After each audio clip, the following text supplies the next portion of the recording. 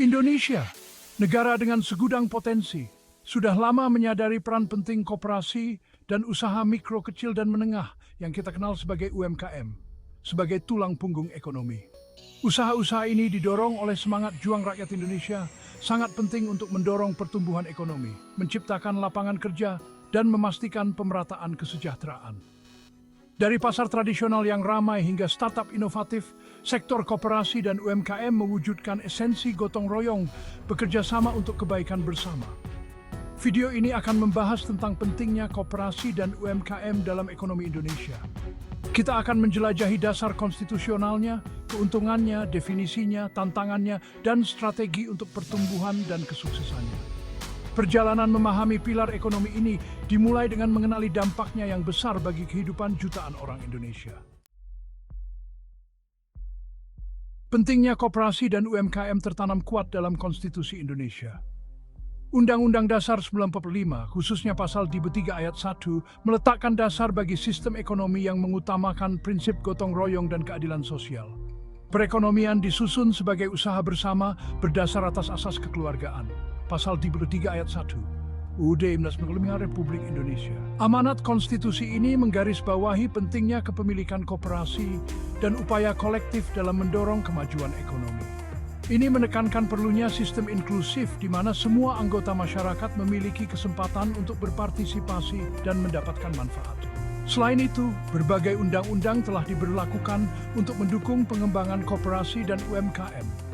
Ini termasuk Undang-Undang Nomor 25 Tahun 1992 tentang Perkoperasian, Undang-Undang Nomor 19 Tahun 2003 tentang Badan Usaha Milik Negara, dan Undang-Undang Nomor 20 Tahun 2026 tentang Usaha Mikro, Kecil, dan Menengah. Kerangka hukum ini memberikan lingkungan yang terstruktur untuk pertumbuhan dan keberlanjutan sektor-sektor ini. Koperasi dan UMKM menawarkan banyak keuntungan yang berkontribusi signifikan terhadap perekonomian Indonesia. Pertama, keduanya adalah mesin pencipta lapangan kerja yang penting. Dengan menyediakan lapangan kerja, terutama di pedesaan, mereka memainkan peran penting dalam mengurangi kemiskinan dan meningkatkan taraf hidup.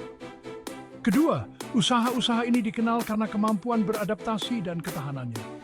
Mereka seringkali lebih cepat dalam merespons perubahan pasar dan permintaan konsumen, menjadikannya pemain yang dinamis dalam ekonomi. Fleksibilitas mereka memungkinkan mereka untuk melayani ceruk pasar dan beradaptasi dengan tren yang berkembang. Ketiga, koperasi dan UMKM memberikan kontribusi yang signifikan terhadap produk domestik bruto atau PDB Indonesia.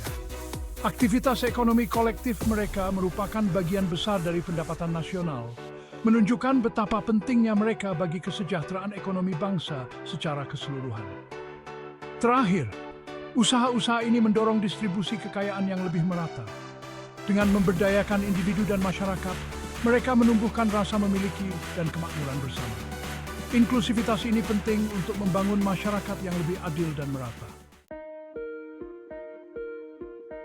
Untuk memahami ruang lingkup UMKM, penting untuk mendefinisikan karakteristiknya. Undang-Undang Nomor 20 Tahun 2008 mengkategorikan usaha berdasarkan kepemilikan aset dan omset penjualan tahunan. Kriteria ini membantu membedakan antara usaha mikro, kecil, dan menengah. Usaha mikro. Usaha ini memiliki aset paling banyak 50 juta, tidak termasuk tanah dan bangunan, dan omset penjualan tahunan tidak melebihi 300 juta. Usaha kecil. Usaha ini memiliki aset antara 50 juta hingga 500 juta, tidak termasuk tanah dan bangunan, dan memiliki omset penjualan tahunan antara 300 juta hingga 2,5 miliar. Usaha menengah. Usaha ini memiliki aset antara 500 juta hingga 10 miliar, tidak termasuk tanah dan bangunan, dan menghasilkan omset penjualan tahunan mulai dari 2,5 miliar hingga 50 miliar. Klasifikasi ini memberikan kerangka kerja yang jelas untuk mengidentifikasi dan mendukung berbagai tingkatan usaha. Hal ini memungkinkan pembuat kebijakan dan lembaga pendukung untuk menyesuaikan program dan inisiatif berdasarkan kebutuhan dan tantangan spesifik yang dihadapi oleh setiap kategori.